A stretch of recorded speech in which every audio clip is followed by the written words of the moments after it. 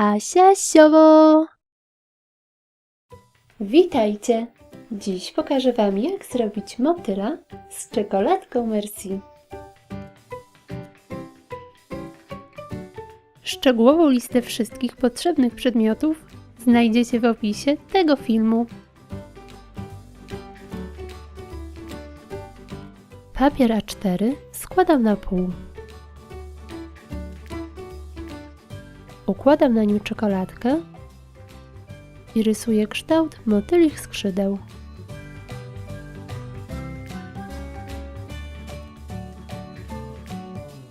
Wycinam.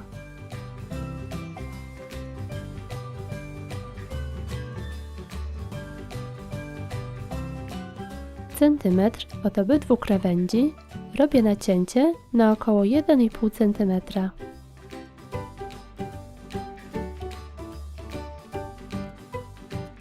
Przekładam przez nie czekoladkę.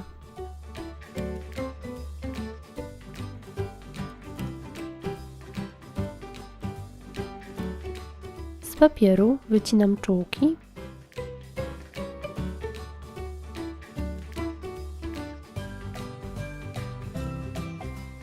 i przyklejam je taśmą dwustronną.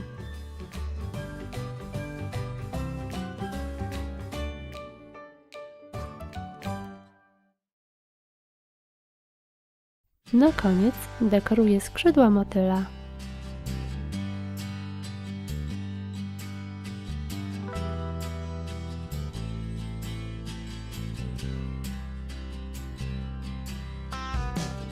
I gotowe!